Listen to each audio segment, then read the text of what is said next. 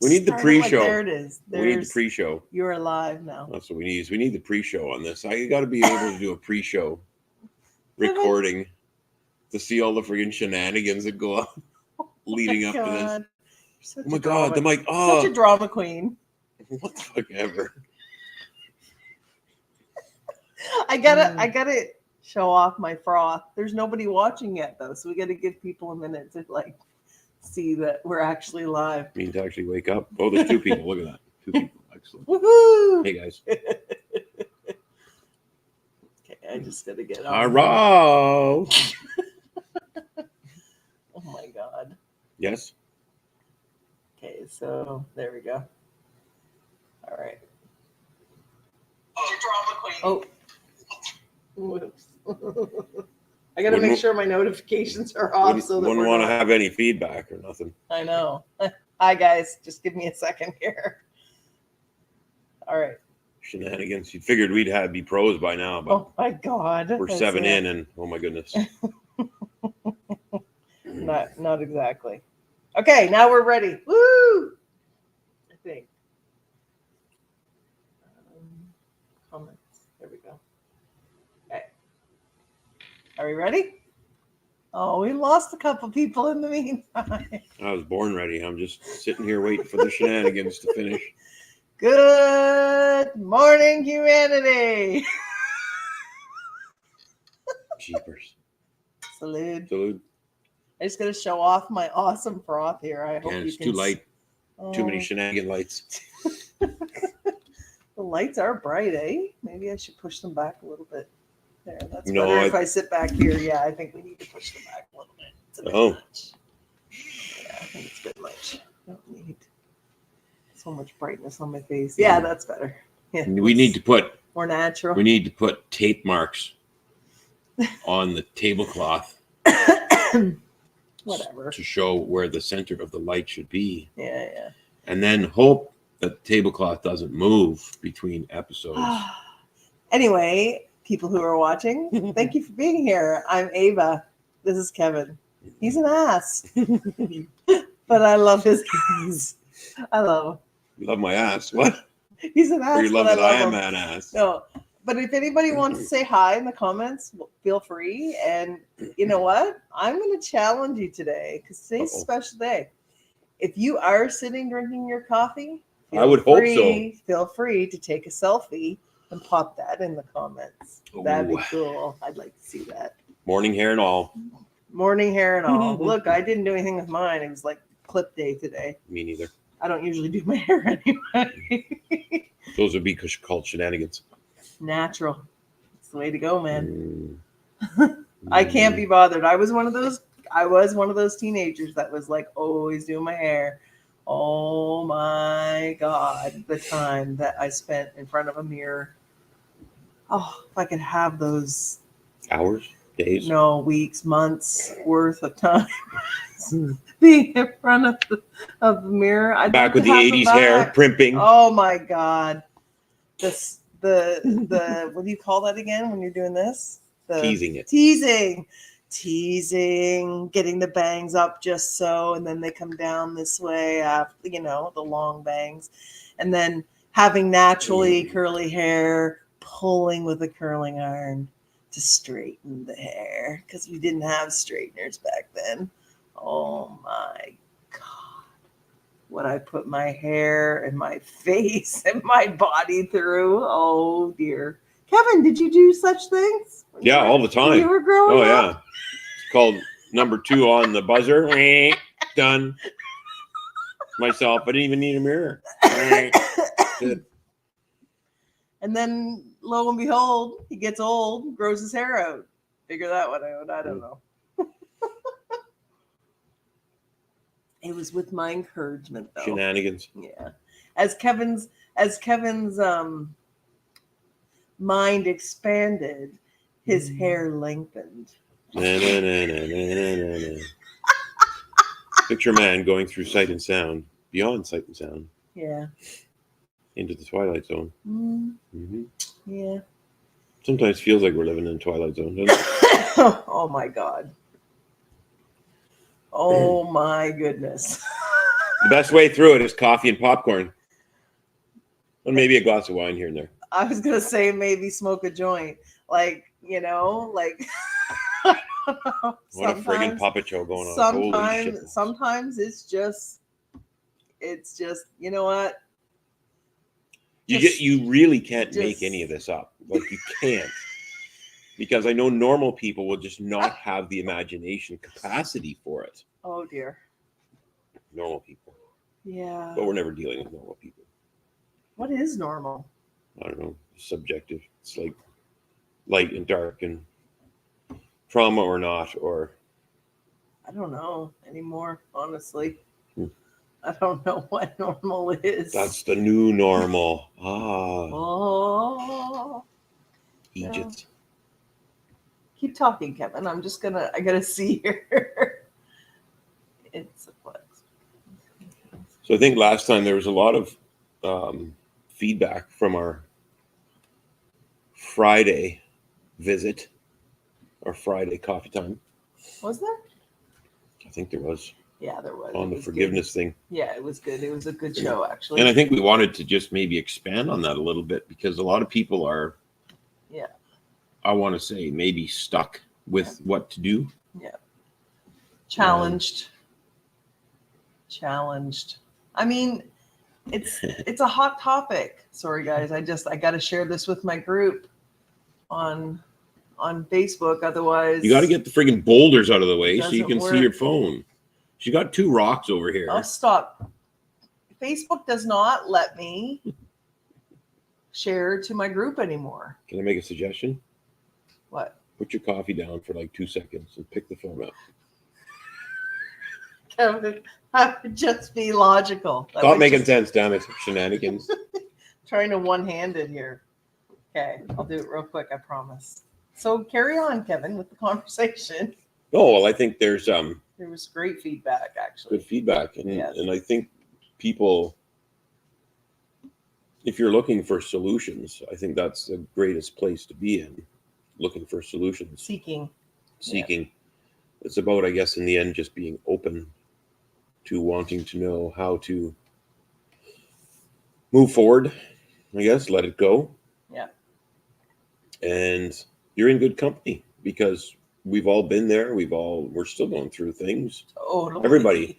And that's, I guess, yeah. It's funny because we had a conversation recently about we got work to do. And if we don't do the work, then, and I'm like, we're constantly. So after all the work, like if you ever said to yourself, I'm not going to do that until, think about this. I'm not going to do that until fill in the blank, until I've got 1,000 people on Facebook, until I've got it. And it doesn't really matter when, but if you ever said that to yourself, guess what? Chances are really good that it'll never happen.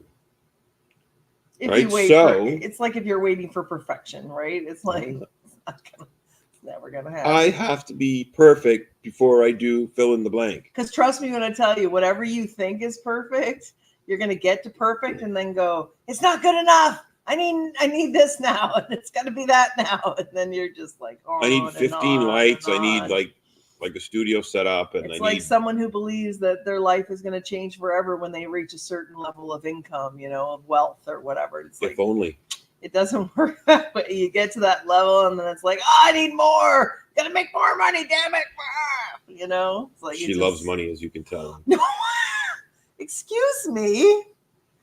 It couldn't be further from the truth. Actually, I don't see what I mean. Money. I do not love money. I take total offense to that you actually said that. Oh, don't turn me in. Oh, that's a crime in Canada now to hurt people's feelings. Here we go. It is. Well, they're working on it anyway, making it a crime. Jeez, honest to goodness. No, but I mean, if we waited for things to be just right to do anything, then anything would probably not happen. Because the funny thing about change is that God, these lights are still really bright. Whoa. like blinding me. Sorry. I'm gonna bet that they haven't changed since episode 1. Okay, I'll sit back a little further. That's just my guess. Okay. All right. Just my thoughts. Let's go. My professional opinion. Well, you're giving us your professional opinion now, talking about change. So let's go. So the interesting thing is that we're all like layers, right? And another great analogy is that people are like combination locks. Yeah. So think about this. We're not like the simple master or whatever deadly combination lock that has only 3 numbers to put in, right? Some people may have 2. Other people may have 300. But the point is that we should, the best place to be in is in a discovery of those combinations. Yeah. And that it actually is the greatest analogy because everyone's combination is different. And while someone might think that there may be commonalities between. Well, there are lots of commonalities. There's lots but of maybe that generalizations. generalization of that commonality still needs a tweak. Totally. Right? It's true. So if we're on the journey to discover the combination, then that would be the best, in my opinion, the best place to be. Hey, Steve. Good morning. Morning. Hope you got your coffee. Hi, Riley, too. I see Riley wrote. She said something about because it's a flex because he has hair. I don't get that. What does that mean? I don't know. Please explain. We don't understand what it's too early. Means. I need more coffee before I understand that. But it's Excellent. true. It's true. Yeah. We are combination locks. How do we know such things? Oh, wise one. How do you know such things? Well, the simple answer to that is we've been on a journey for quite some time. Oh, hell yes, we've been on a journey. And every time we think we've got it, it's an adventure, Harry. It's an adventure, Harry. It's an adventure, Harry. That's right. It isn't. It has been. Every time we think we've got it, guess what? You're just doing the same thing over at a different level.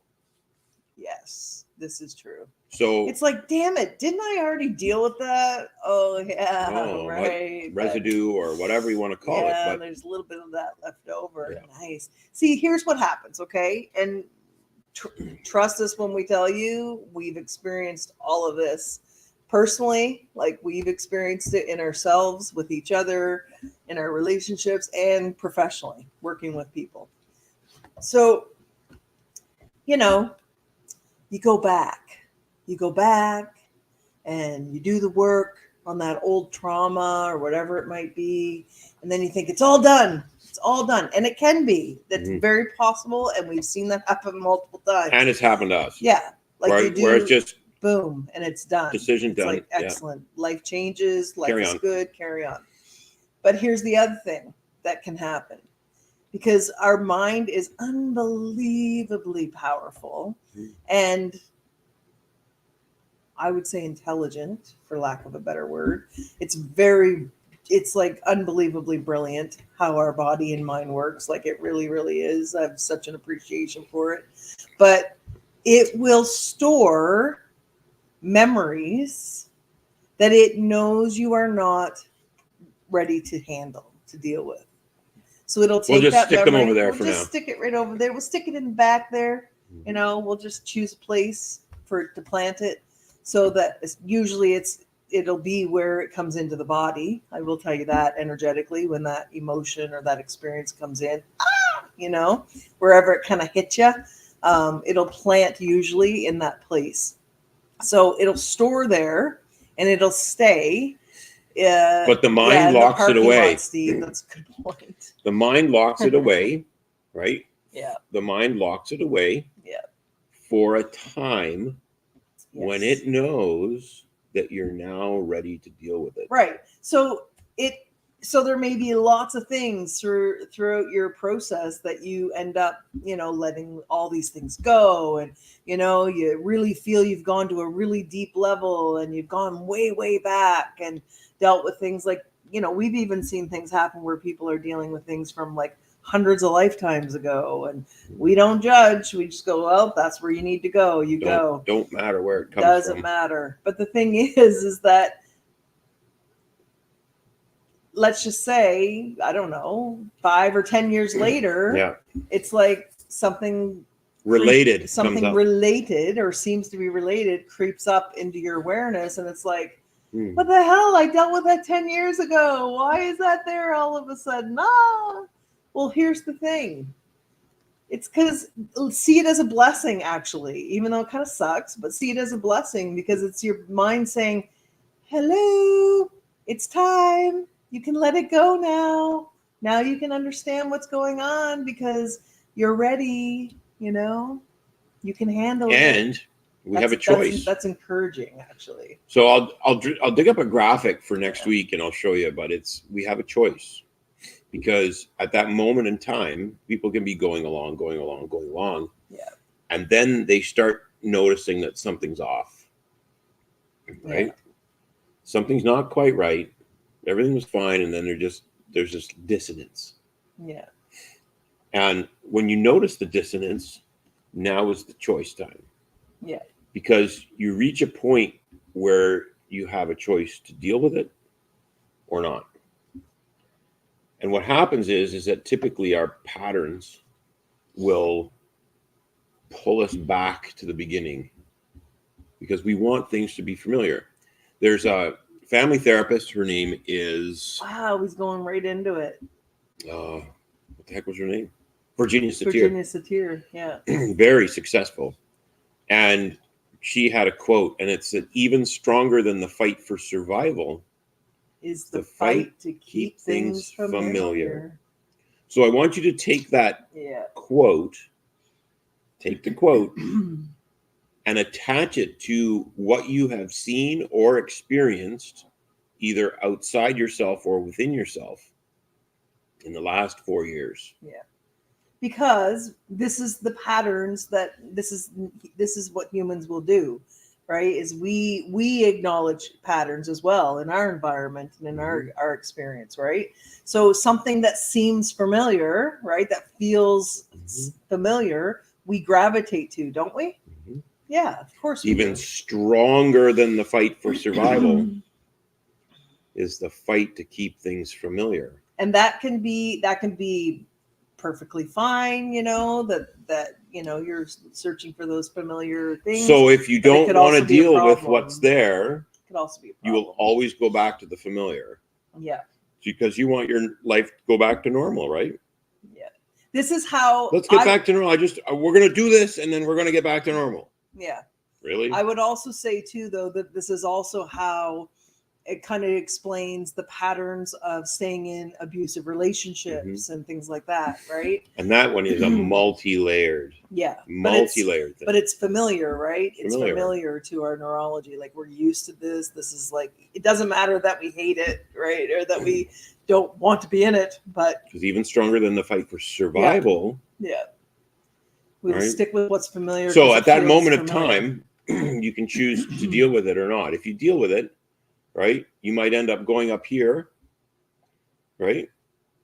And everything's fine.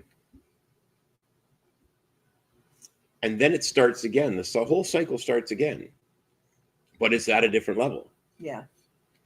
Because I can give an example. Can I give an example? I guess. With my own personal self.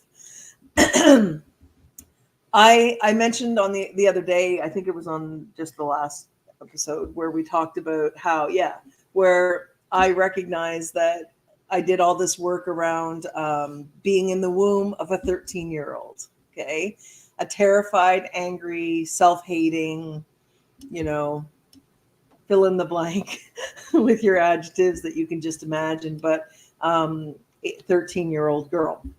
So being inside that, I took on a lot of her really terrible thoughts and pain and, trauma, everything, if you can just imagine. And this is what little babies do, by the way, just reminding you, when you're a little baby in the womb, you hear it, you feel it, you sense it, it's all happening and it's going in you. Okay.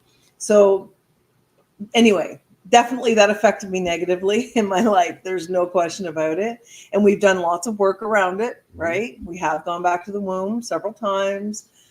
There's been lots of great healing that's happened around that experience. However, how's evers? The other day after the episode that we did on forgiveness, there was a little bit of a like, oh, there's still some stuff there around this event, right? Oh, the day before I had a powerful craniosacral treatment, which she did a lot of work on my brain, which is good. I needed that. And it actually started to come up then.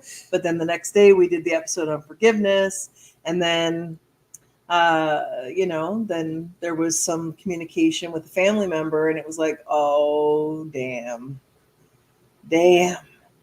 It's Dang there. nabbit. It's there. Damn it. So I had but now's the time. I had a really rough day the next day, though, didn't I? Yeah, but now is the time. So now that but I got through it. Yeah. I'm on the other side of it now. Yeah. And there's still some residue that we're going to clean up. Yep.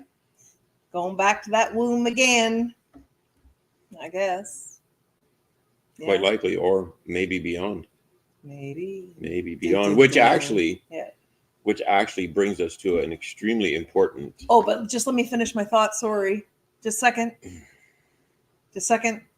The point being that I recognize that means that I'm at a place in myself that whatever it is that my mind wants to show me now, I know that I'm ready to handle it. Right? Yeah. So I embrace it. I mean, I didn't like the fact that my head hurt as bad as it did all day long, and it was a really bad day that way, but I knew that this was coming up for a reason. This was something that needs to be managed, needs to be dealt with, I should say. And I'm trusting that it means that, damn, I come a long way. So I can handle that now. But here's the thing is that if we were waiting for fill in the blank to be perfect, or we've done it, and I just had to remind her about the journey that we're on, because the adventure, Harry, it's an adventure. Yeah, but I mean, you were like, I don't want to do this until we got work to do. Yeah. And it's like, whoa. Yeah. All right. This isn't about anybody standing in front or talking to anybody and being fake and not real. Yeah. The thing is, we are real. Well, right? We're on a journey. This isn't people looking at whoever's on the front of the room as being perfect, because I tell you, they're not. We have known people that do that are on the stage, big name people. And guess what? And hung out with these big name people. And they also have struggles. They're messed up too, guys. Right? They're messed up too. So the space to truly be in is a place of metacognition, where you start thinking about what you're thinking about. Yeah. And being willing to deal with what you're thinking about, and be the observer of your own thoughts in a way. Yeah. And your own feelings and your own, all of that stuff. Yeah. And try to decipher your patterns. Yeah. So this is the best place to be in, is one of openness to that and open to change. Yeah, and supportive. And no one's saying you have to. Nope. Not at all. You can hold on to that shit. You can hang on to that shit all you want. You go for it. But and at one of these times, we will actually talk about a couple of very interesting topics, and that would be post-traumatic stress as well as anxiety.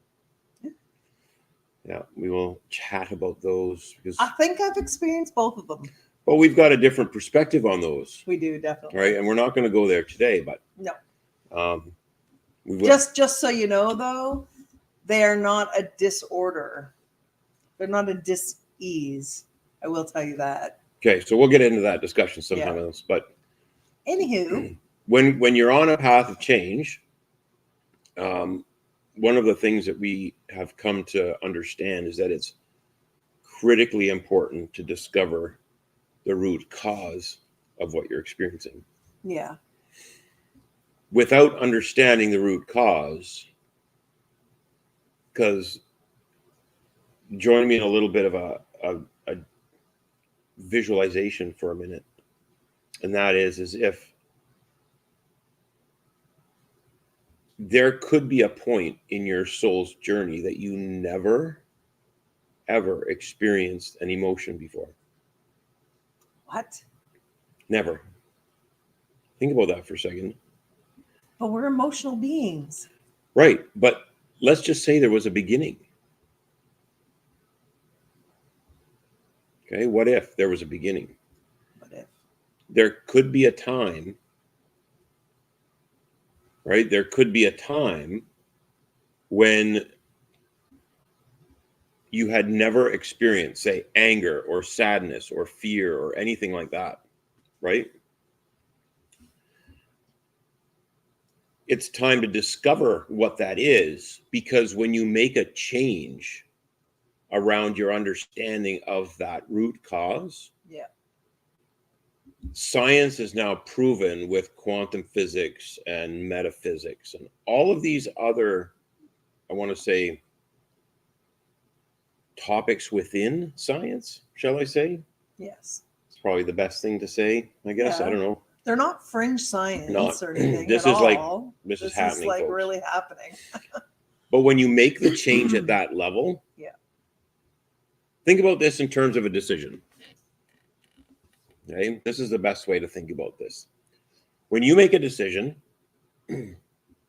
everything from that decision point forward is guided by the idea of what that decision is.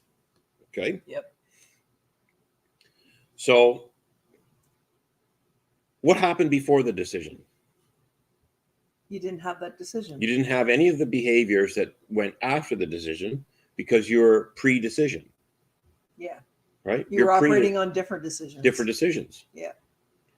So the moment you make a decision is the first time the decision was made. Yes. So therefore, and if it's a big decision, your thoughts, feelings, actions, behaviors, all of those sorts of things will play into going forward based on the decision that you made. So what if I'm going to decide to take another sip of coffee right now. there you go. Decide, but what if there coffee. was a time when you had never experienced anger before?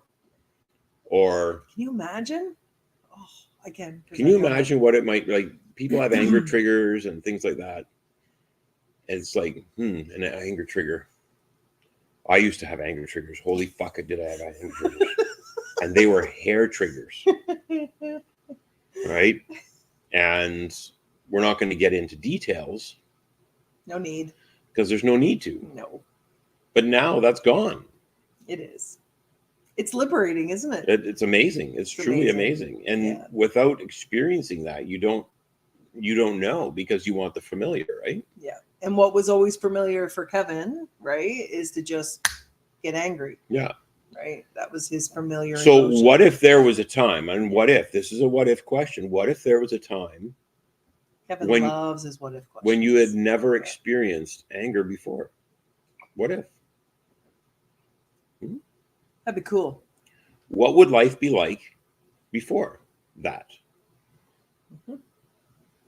So there are ways, and we use these techniques all the time to discover what root causes are, because the nice thing is that your mind, your essence, your mind, your soul, it's like a massive hard drive.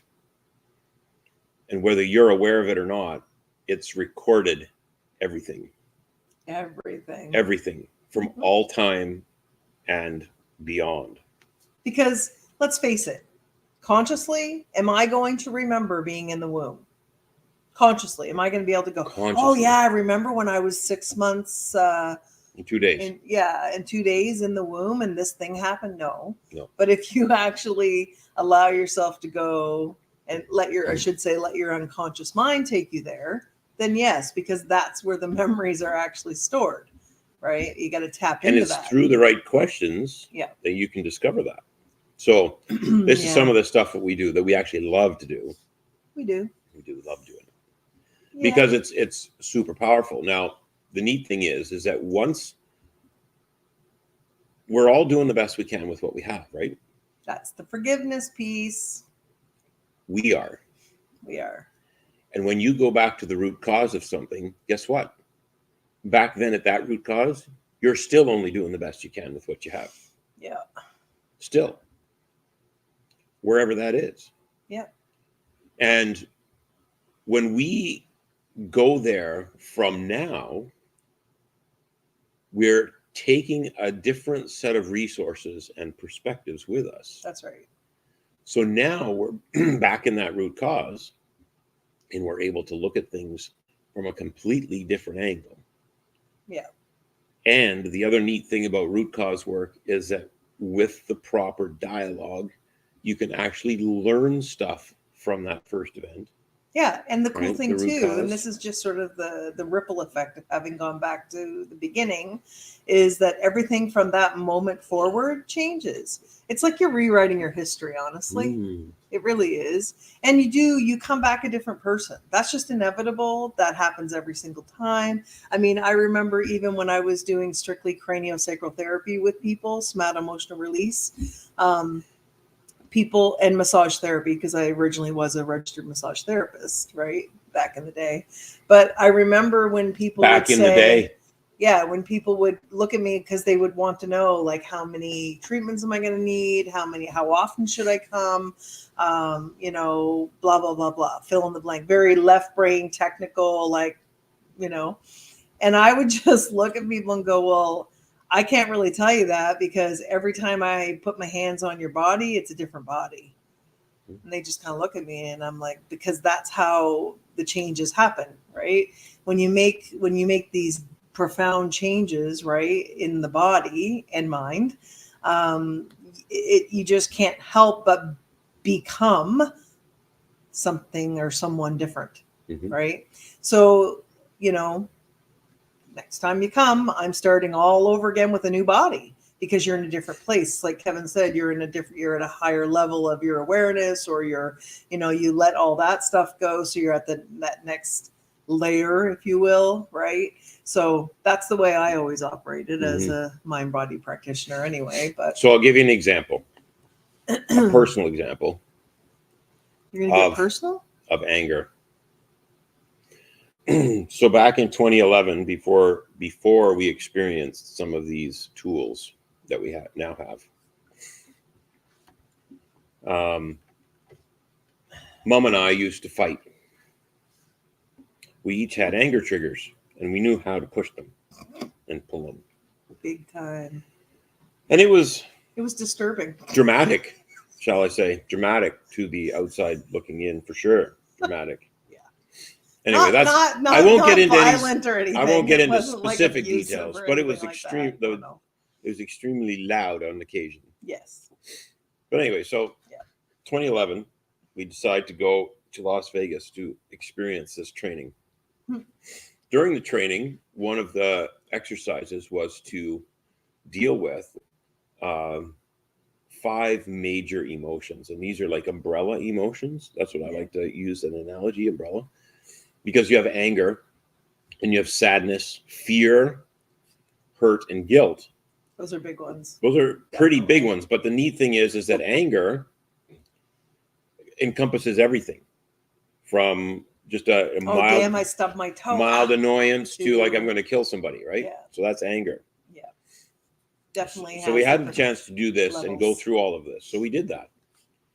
When we returned from that training, we were in New Brunswick for 24 hours at our house, and we grabbed the kids and we got in our van, and we were driving 32 hours from New Brunswick to Thunder Bay to spend time with my folks and my brother. These crazy things we do. For Christmas. We have driven across this country so friggin' many times. It isn't even funny. So remember my brother, we were talking before all of this, and he asked, well, how long you guys staying? And this legitimately was his response. The answer is it depends on how Mom behaves. right? Because typically, you know, if we had a row or whatever, we would blow just up, and then we'd say, "Let's get the hell out let's of here." go, let's go. Yeah, enough of that. Enough of that. Yeah. And you know you've done the change when other people notice you've done the change. Yeah, that's which is really cool because that was a cool moment. I will say that it was really cool because the interesting thing about this work is when you deal with root cause events, you can then deal with every event from that root cause to now that has the same signature. Yeah. And you gain different insights and different tools as you experience and or pass through those events between the root cause and now. Yeah. And with a complete or a much more full toolbox, you can then do things differently. So the neat thing about that experience was that the triggers disappeared. Yeah. Completely disappeared. In a matter of like a few minutes. Yeah. So, I mean, this is how powerful this work was and is. Yeah. That we were able to change the response, the reaction to a response. Yeah. And there's two different things here. Well, reactions are automatic. Reactions are instant. Yeah. Responses have wisdom behind them. Yeah. So we were able to do that. Now, when we went into the environment, we know because my mom says, well, something must have changed. You must have changed because I know I didn't. Well, what first leading up to that, Kevin? There was a bunch of stuff. She was saying but she was saying how happy she was with, how pleasant this visit was, and it was really nice. And that it was things awesome. Went well, and there was no major issues or anything, and whatever. Then she said that. Well, then you must have changed because I know I haven't. Right. But you see, other people notice, and we both looked at each other and went, "In fact, we have." We have changed. And the point is that like our relationship's great. Mm-hmm. But we had to do the work. Yeah. Because if we sat around and waited for the other party to if only they got it. If only they did it. If only they just stopped and stopped behaving like that. No. We have to stop bullshitting ourselves. What?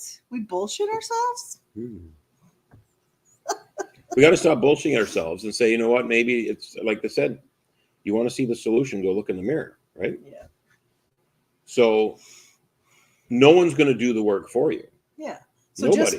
It's your the head. moral of the your story mind. is it's your life. Just by Kevin and I having done the healing work that was required in ourselves, it has changed our relationships. Completely. It really has. Mm-hmm. Does that mean all of our relationships, like family relationships and such, are perfect with everyone? No. It just means that... But they don't have to be. No, they don't have to be. And we come from a place of understanding now where we get that sometimes it's just not us. Sometimes it's just their shit. And they just need... They need to choose to work through it. But I mean... How many times have you said about someone that's close to you... If only they would fill in the blank.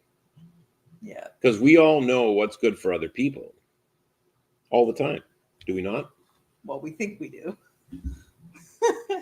Then it's an issue of going to look in the mirror. Because there's only one person that's going to do that for you, and that's you. Right? But I mean, and that's the decision. Those people who are watching, I mean, honestly ask yourself how many times or in what circumstances am I choosing to let another person trigger me? Right? Like, who in your life still, no matter what, just you can't seem to be in their presence because you just want to freaking choke them, right? Or even you're not even in their presence and just the thought of them just pisses you off and you just, right? So, I mean, you got to get real honest with yourself and just ask yourself, is this working for me?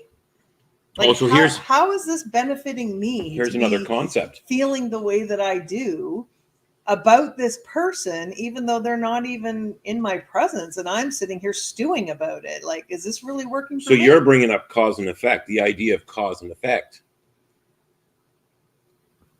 You are. Because what happens with cause and effect is the idea that we're looking outside ourselves for the solution. It's about the weather. The weather makes me bad. Goddamn traffic. Right? Because what happens is if you push your power outside yourself, you're giving it away. You're giving it away to outside forces. Yeah. That doesn't work. Short term or long term, actually. It doesn't work. You know? Right. So if an alien was standing in front of you and said, "Take me to your leader," what would you say? Me personally? Are you asking me? No, I'm asking other people. Oh. I know what you would say. I know what I would say. I know what I'd say. I'd say you're looking at her. Because I'm the leader of me. I'm the one in charge of me. Nobody else. Not even him. I mean, he's tried, you know, let's face it. Like, you've tried. You realize quite quickly it ain't gonna work. No, but really, if you're pushing the responsibility for the way you feel, the way you think, the way you act outside yourself to other forces, other people, other entities, such a waste of you're energy. giving up your power to that. Yeah. Instead of saying, how am I creating what I have? How am I creating what I'm experiencing? So, yeah. Because you know what? You're better off taking personal responsibility for everything in your life. Because if you go through life blaming everyone else for why you feel the way you do, like Kevin said, you're just giving up your power. And if you're giving up your power, then you can't do anything about it. You know, there are no solutions. There aren't solutions. Except the ones you're going to get. That's right. So, I mean, it's just like, I mean, listen, everybody has moments. Everybody can have their moments, like their low moments, their pissed off moments, their down moment, whatever. You fill in the blank. But we all have moments. It's just we know how to not stay in those moments, right? So, I mean, there's a lot of power in that, right? So, but what if you were able to get to the root cause of something and change it? By very nature of doing that, everything else after that has to change as well, including now. It's quite exciting. It's the way that I could be in the presence of someone who has abused me and, you know, not be afraid of them and not feel like I want to kill them myself, you know? I know that sounds a bit extreme maybe, but it's true. Like, I was able to lots of examples of people doing that around the world with massive traumas. And not let it. Because during the journey back to the root cause, so think about this as well. And this is a very interesting idea to think about. And that is perceptions. If you have a perception of something, and it can be anything. I hate fill in the blank. As soon as you attach a perception or a decision like that, everything in your life is going to align itself to support that perception. If that makes sense to people. Well, it just comes down to what you're focusing on. Your perception needs to be validated. Yeah. So let's just say. So it's like, listen, the thing is that people will look, two people can experience the exact same thing, but have two completely different perceptions of it. And I bet you anything that one is more of a positive perception or optimistic perception, you might say, and the other one might be a little more. But it doesn't matter. It doesn't matter. It's a different perception. It is a different perception. And perceptions are what's real to the person. Like that's their truth. That's what feels real to them. Mhm. That's what is real to them based on, I would say, their filters, right? Based on their unconscious programming, based on their past experiences, Mhm. like all that Based kind of on stuff. their root causes, Yeah. Yeah. right? Perception is real to the person, right? It doesn't mean So that choose it's something in your own accurate, life but it's real to them. where you have said to yourself, man, I hate fill in the blank. Okay, maybe it's the place you live, maybe it's the, I don't know, your neighbors, maybe it's an ethnic group, whatever, right? It doesn't matter what it is, but fill in the blank. Or take something that you think you believe about a place, your neighbors, or an ethnic group, or, you know, the other baseball team, or the other friggin' hockey team. Well, perceptions can become more collective beliefs about certain people, certain things. Like that's how things like racism come to play, right? Yeah, Where we because go, every all black such and person such, does this, or all every, such and such you know, are, yeah, okay? Think about this, yeah, the war on terror that they tried to do after 9/11. yeah, Think about what happened in society. yeah. The mainstream targeted Mm-hmm. an ethnic group or a religious group, right? The Muslims. Yeah. They targeted them. Yeah. And that's all they had to do is start that dialogue. And then next thing you know, every single person that looked like that was that. Was judged by So that. here's an example from India. Back in 1983, I believe it was 83. Kevin, you're aging yourself. Yeah, way back then. Yeah, back in the good old days. Yeah, the good old days. So back in 1983, our school used to take a 1 week break where all the classes would go off and experience different parts of India or different adventures. Yeah, Kevin grew up in India, so just to make that clear. And we were there when the Prime Minister Indira Gandhi was assassinated. She was assassinated by her Sikh bodyguard. Or at least that's the story they told. We don't really know, but Well, anyway, yeah, it doesn't matter. yeah, That was the information. yes. You know, and I don't know, maybe the bodyguard is just standing beside her and then kills her. That they have maybe on like video or I TV don't or know. whatever. Anyway, I was too young to understand all that back then because you're so much older. what happened is instantly, the entire country turned on Sikhs. Does that mean that all Sikhs were assassins? No. No. Or all Sikhs were bad. Are all Sikhs bad? No. No. Not at all. That's sad. But you see what happens? People create the equal sign in their mind. Yeah. And then Sikh media equals fill in the blank. plays Muslim on equals it. fill in the blank. Christian equals fill in the blank. Yeah. White, black. It doesn't friggin' matter what it is. Yeah. It makes no difference. Mm-hmm. So get in touch with what you might perceive about fill in the blank.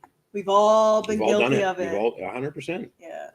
Oh, he's an Indian. He's just lazy like all Indians are. Yeah. Right? But think about this. That's If we the have shit that, gets spoken. it is, and if Yeah. we hold perceptions like that, and you know, a First Nations person, Indian person might say, all white people are colonists. Yeah. Huh? That's not fair either. I fucking barely even know what that fucking is. What is a colonist, actually? What? Anyway, it doesn't matter. But that's their perception of us. Yeah. Right? Other people have perceptions of Certain them. people's perceptions. We have perceptions of our cats. We have perceptions of our vehicles. We have perceptions of our homes. Fill in the blank. It doesn't matter. Our neighborhoods, our towns, our cities.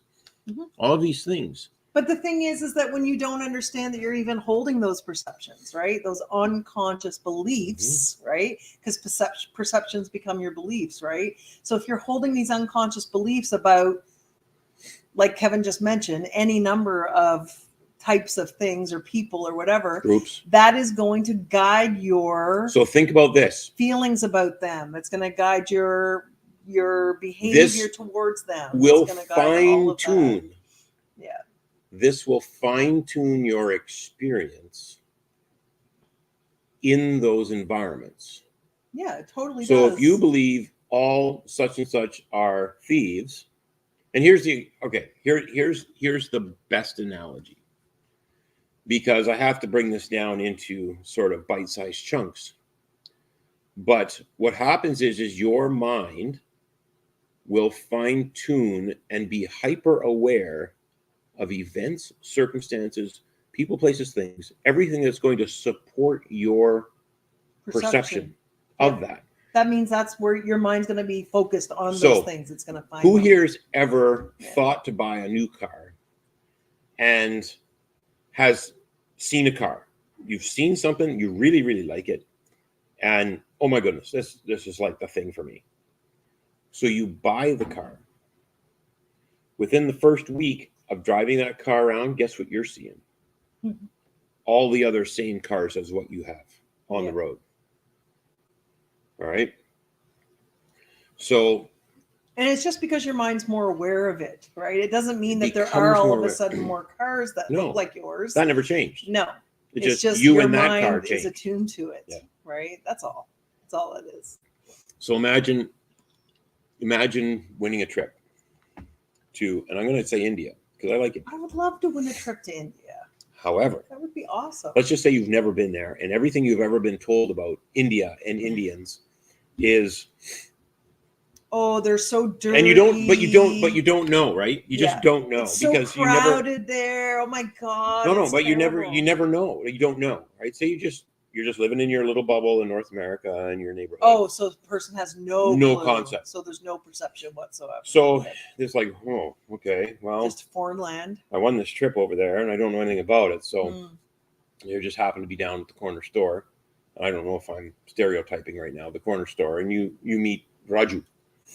Totally stereotyping. No, it was just fine. But it's probably quite accurate. So Raju's at the corner store, right? And you're buying yourself. You say, hey. You said, like, I just won this trip to India. Like, what can you tell me? Oh, sir, don't go. You're right. Don't go. You see, I'm not there. I'm here. Right? There's a reason I'm here. Please don't go. You are right. They will take advantage. They will pick your pockets. They will extra tax you. Don't go. Sorry. It's dirty, garbage everywhere. Even beggars. After 17 and a half years together, I still keep laughing to his accent when he does this. Oh my God. Total beggars everywhere. They will definitely pick your pocket. God. And when you're in a taxi, if Indian people pay 50 rupees, you'll pay 350 rupees. Okay, so guess what? There's a little bit of truth to some of those things that he might have just said. Okay, so that's perception A. Right? Perception A.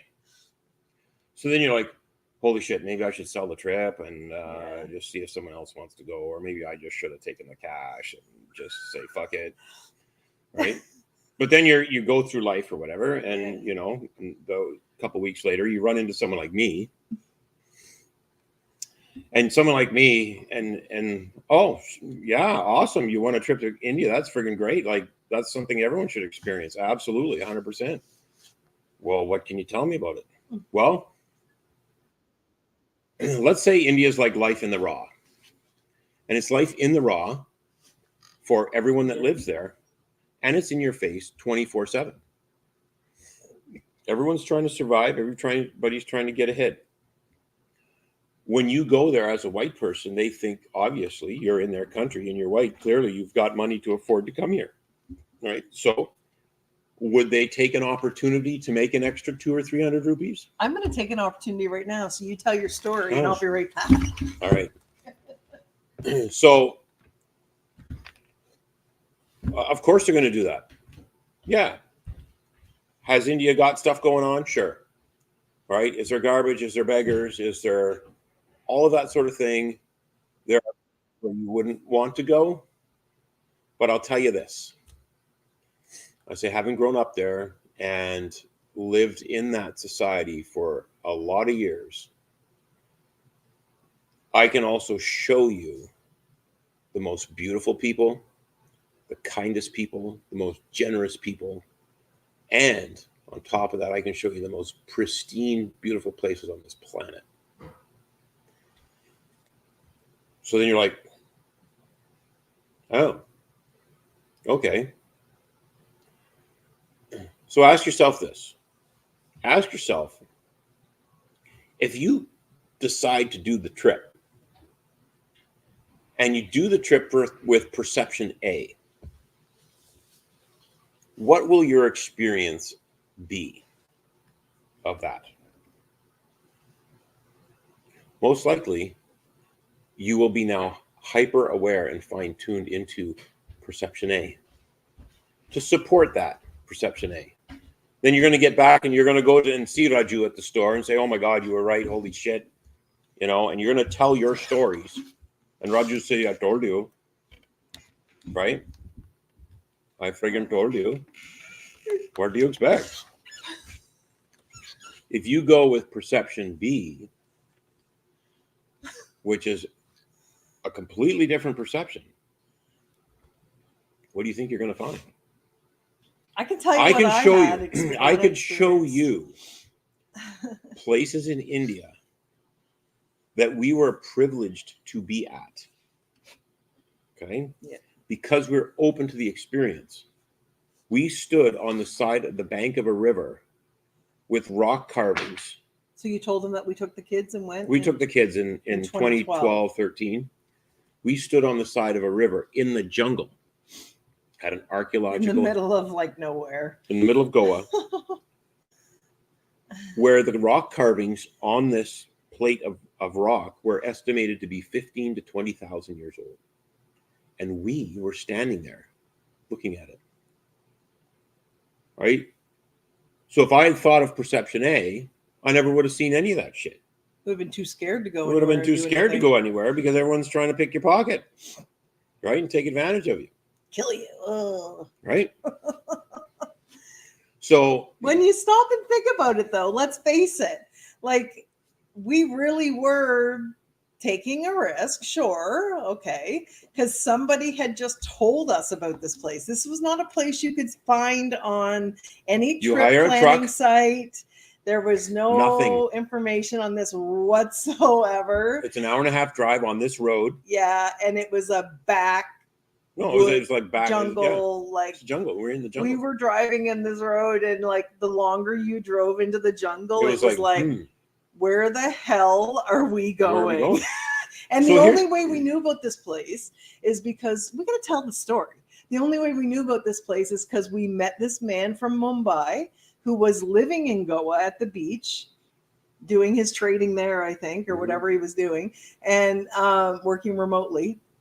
And we befriended him. I asked him, why did you choose here? Yeah. And he says, I was looking all over for a good place to go. And what I do look for is I look for other things in the area that are of interest. Yeah. So he had found this particular archaeological site listed somewhere. Yeah. And he needed to go see it. Yeah. But here's the cool thing about that one day. Just that one day being open to going and trying to find these things. Yeah. Is that on our road driving to this place, we went past a little temple on the side of the road. Yes, that's right. And this was called Bubble Pond. Yeah. Yeah. So there was this is ancient stuff. Yeah. Right? But there's this pond, right? Surrounded by, like, someone has made this years ago. Yeah. And when you stand beside the pond, if you clap your hands or you make a loud, sharp noise, bubbles come up from underneath. Yeah. So we were able to experience that. Yeah. And then when we got to roughly where we thought, I think I'm looking constantly for signs. There's this little tiny sign, maybe about all it was 12 inches in diameter, way up on this stake. Not a real tourist destination. It's not. Sure. And it's an Archaeological Society of India with an arrow. So I said, well, that's got to be it. Let's go. So we parked in this field, and there's another sign with an arrow. So we got out and we walked a couple hundred meters, and there's this pond or this stream, jungle stream next to this spice farm. Yeah. And there is this amazing experience Yeah. right there. And on the way back, we were able to stop at a rubber plantation. Oh, that's right. The rubber plantation. Rubber actually grows, right? No, rubber is the sap from a tree. Yeah, that's what I mean, though. Like, it's a natural thing. So just like we would turn harvest into rubber. syrup, like from maple or birch. Yeah, we got to Right? see the rubber there's a way trees. that they collect the syrup, the Yeah. sap from this tree, which is natural rubber. Yeah, that's right. And then they process it. So without Lots being of open, experiences in that day. without being open to those experiences or even remotely asking about any of that stuff, we Yeah. never would have seen it all. We never would have seen any of that. We would have been too scared. Would have been too afraid. Too afraid Mhm. because, you know, Indians will take advantage of you and they will hurt you. And So they think will about not, your you perceptions. cannot trust them. Think right? about your perceptions of Yeah. things, of places, people, places, and things. Think Yeah. about that. Can I have some more coffee? I please? guess so. Yeah. Yeah. And you know what's really neat about that? I know we're talking about India, but it's a good example of perceptions, right? But what I love is when we do meet Indians here. Of course, Kevin laughs at me because every Indian we meet here locally or wherever, I have to ask them where they're from. And the first things out of their mouth is well, India. India. Well, yes, okay. I So kind we of know got that. that. I heard your accent. I can that you're Okay, where in India? From the south or the north? Or yeah, the... and they won't go into, they won't say say specifically the state or the city that they live, Mhm. because their perception is that Canadians don't know Canadians Indian would geography. not know India, right? Would That not is know, true, especially and this Indian is geography. 99% of the time. That's Mhm. people's responses, right? And I'll go, no, I know, but what state are you from in India? And Or they'd be city or whatever. or city, and they'd be like, You know India? Kerala, right? Or Gujarat or Rajasthan. And I'm like, oh, okay. And they're like, you know India? You know India? Like always. But Gee, what huh? I love know India. about it is I love seeing their eyes light up. Mhm. Because do you know what that does? That builds instant rapport. Mhm. And rapport is a form of like trust, Mhm. right? And it just, to see their eyes light up, it makes me feel good because I'm like, I acknowledged them. Mhm. You know, I paid attention to them. Yeah. I mean, they are foreigners in this country, and they leave their families behind quite often in order to be here, especially the students, right? Mhm. And I mean, I guarantee you they are missing their families. They're lonely. They don't, Because they're out of the familiar. Yes, they're out of their own familiar. They have taken a leap of faith, really, and come to a totally foreign country to them. Mhm. And so trust me when I tell you, if you get anything from this, please look at those people in the eye and say hello. And don't be afraid. Like, it's okay to ask them where they're from. They're not going to take offense to that. If they do, I mean, I'll just have to say, well, that's their own problem. But I mean, really take an interest in them, right? And if I spoke It makes better them feel Hindi, good. I would have a conversation because most Yeah. of them know. And I always have to tell them, of course, Kevin and I are always together because I don't drive, so he's my driver. He has to take me everywhere. I'm But the I mean, chauffeur. he's my chauffeur. But I always say, well, my husband grew up in India, and they're, oh. And I'll say Masuri. Oh, Masuri. Oh, Everyone. beautiful. Everybody know Masuri, and you know, because it's a very popular place up in the mountains, right? Hill station. Yeah, it's a That's hill station. It's an Indian tourist destination. It is a tourist destination, right? So, but really, guys, seriously. But this goes back to perceptions. If you have any negative perceptions, right? Dive into them. Yes, of Indians, anything, right? No, but people, it doesn't have to be about that. No, of anyone. People, places, or things. Yes. Okay. Look at if them. You say all, if you think all, fill in the blank are. Yeah. Yeah. Okay. Think about that. That is a negative perception, which you is a will, belief. No, then but you that will experience that constantly. You will.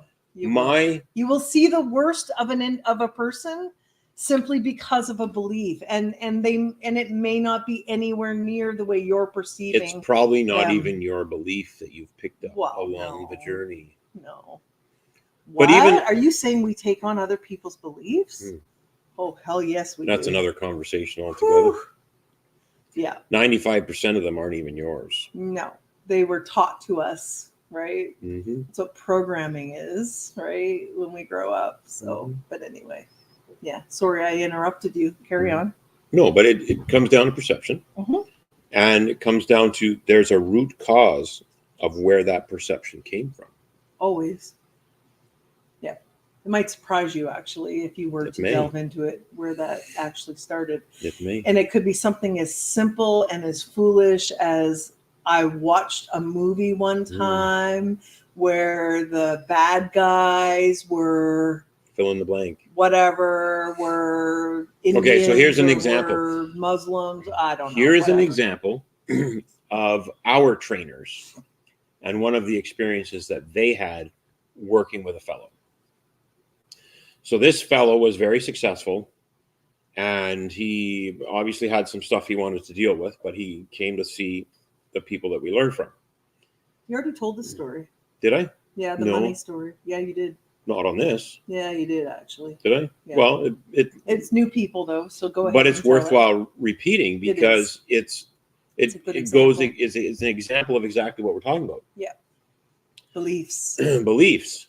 So he had a belief that he could never make enough money. He made money, for sure. That wasn't the issue. He had a belief and a feeling that he could never make enough. Okay, so I just want to pop in here for a second. How many of you watching? Please share, because I love to see your comments. She loves the interaction. I love the engagement, but feel free to share if you have had a belief in your life that you could never make enough. And it doesn't have to be money. If you could never make enough, you never felt like you were enough. I'm not worthy. I'm not worthy. I'm not lovable. These are the kinds of beliefs that a lot of us hold, all of us on some level actually hold those beliefs. Trust me. I'm just curious. So if you're aware of any of those kinds of limiting beliefs that you might have, and you feel inclined to share, please share it, because I'd love to see. This guy, he felt like he could never make enough money. He just felt like he couldn't. So he said, you want to discover what it is and maybe let it go? Sure, absolutely. So during the process, they discovered that the root cause was in the womb. So when he was in the womb, this belief came into him. And he said, our trainer said, just out of curiosity, can you in your mind get up out of that and have a look around and see what's going on? So he did, and he said, holy shit. He said, my mom is pregnant with me, sitting on the couch alone, and she's watching TV, and there's two people arguing about money on the TV. Another example, too, of being in the womb and being aware, feeling things, hearing things. So that moment, everything became clear. He was able to grab a new perspective of where that belief came from. Let it go. Let it go. And change it. And change it. So, as far as we know, anyway, he never had that belief again. And so it was fine. And this is the power of the mind. So again, remember the situation. This guy was very wealthy. He had lots of money. He had great success. That wasn't so this is another example, though. You could have everything in your life showing you that you have exactly what you think you want. But if inside you don't feel it, right? If inside you're still feeling a limitation, you're feeling a conflict, you're not feeling like you have enough, right? It doesn't matter how much money's in your bank account. It doesn't matter how many houses you own or cars you have, or what shoes you're wearing, or, what purse you're carrying around, or none of that shit's going to matter if you can't feel it inside, right? Yep. If you don't feel good enough inside, it'll jade everything in your life, all your perspective on stuff. So root cause, perceptions, extremely powerful. Beliefs, right? They guide our behavior. And even stronger than the fight for survival is the fight to keep things familiar. Yeah. And that includes whether it's in our perceptions or not. That's right. So again, if you want to challenge your own perceptions that you are aware of, write them down. But then I would just try doing the opposite, or seeing the opposite. We're giving you a conscious option here. Yeah. But there are other ways. Like as soon as you're in the presence of somebody that some person or some person say that you are aware now that you have a limited perception of, just try kind of getting up out of that and seeing the bigger picture here, or intentionally try to find something good in that person that you could focus on instead of focusing on, that negative perception you might be carrying around. It's a conscious effort, but try and look at your triggers. But the place to be is metacognition. Think about what you're thinking about. Think about what you're feeling about. Right? Think about what you're perceiving about. And by the way, anybody who's watching, if you have a question, feel free to pop it in the comments too. Or just PM us. We can chat. Or direct message me. Sure. Yeah. Kevin's not on social media, so he leaves it all up to me. Mm-hmm. It's really, really tough, I can tell. It is. He makes damn good coffee though, so and I'm out of coffee. Up for it. And I'm out of coffee, so. But I'm not. Oh, but to me that's our sign. It takes about an hour, a little more than an hour to finish. It does take an hour, doesn't it? It's perfect. Yeah. And this would too, even if we weren't sitting in front of the camera, by the way, because we take a long time to have our coffee and we chat about other things. Chat about life and solve problems of the world. And I like to think we are anyway. Yeah. Life. Love it. I'm glad you could join us. This is what I see as the beginning of a great journey. We're 7 episodes in. We're more than past the beginning at this point. No, it's still a beginning. Scratching the surface. Well, we got lots of info, and I know we've got lots of things to talk about. We like to share, and I know people need this. Yeah. So here we are. Yeah. Yep. So look for a few things coming down the pipe from us. Like when I interviewed Ava about her natural abilities, look for something there coming through the channels. That would be my gift of spiritual mediumship. I don't even like that word, to be honest with you. But anyway, yes, I can communicate with spirits from the other side. That's just so look for something part of who I am. I tried resisting it for a really long time. It does not work. Oh, yes, we got to share the coffee recipe. Thank you, Steve, for mentioning that. Somebody else asked us for that as well. Okay, so we'll record it and we'll put it up. Huh? Yeah, we'll record it.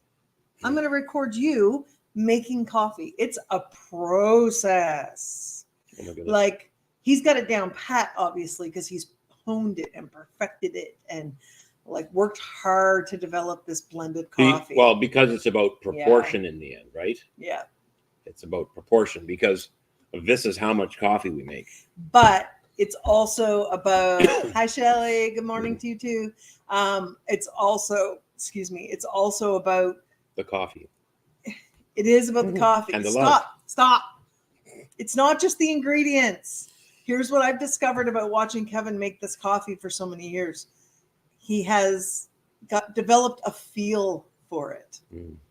He has a real feel for it, right? And that only comes with experience. It comes with practice. All my cooking, I don't measure nothing. Nope. Nothing.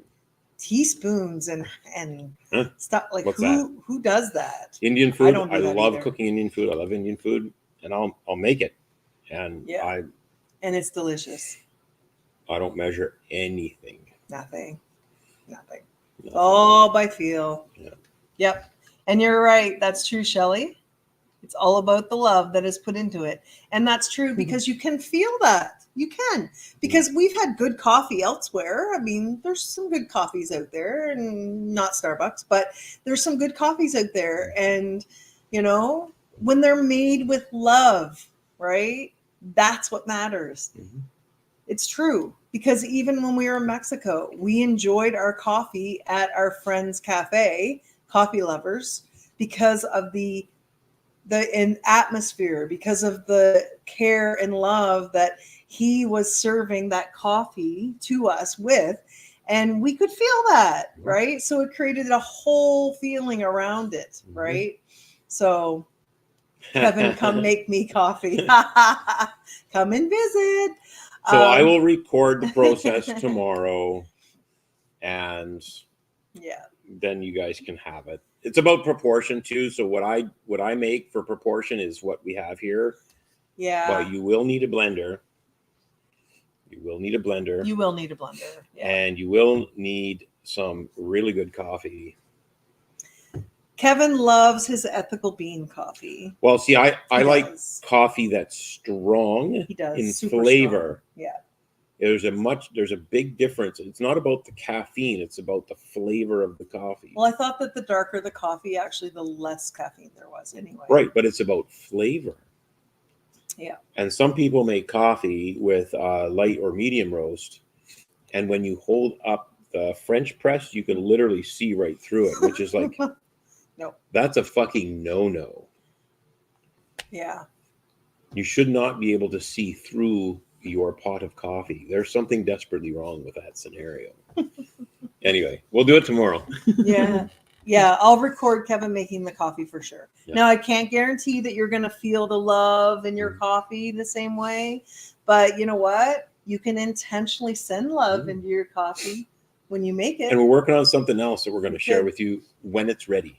Yeah, I've got that's going to change the game completely in a lot of different ways. We've got a few projects on the go, but one of the things that I will share with you guys soon is I have some, like Kevin said, we were talking about that spiritual mediumship thing that I do. She's got something come down the pipe. We've got some events planned that you guys might want to be part of. But anyway, I think that's enough probably. Yeah.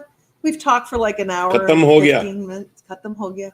Tell them what that means in Hindi. That's Hindi, by the way. No, we're done. Finished. Yeah. Complete. And for our Espanol friends, no más. No más? No more. No more. Yeah. Adios, amigos. Have a good rest of your day, and we'll catch you Tuesday. Are we going to do another one on Tuesday, I think? Tuesday morning? Yeah, Tuesday's fine. Yeah. We'll try Tuesday. 9:30-ish. Yeah, and we'll shoot for 9:30 again. Ish. Yeah. So we'll try Tuesday then. All right. So hope you guys enjoyed today, and please comment and share this if you feel called to, and feel free to direct message me if you have any questions or your comments. I've received some really nice comments from people about the show, and it's been really nice. But yeah, we're here. We're here. This is our mission. We're here to help. So if we can do anything to help, let us know. Time. It is time. It's time. Okay, everybody. See you later. Bye-bye.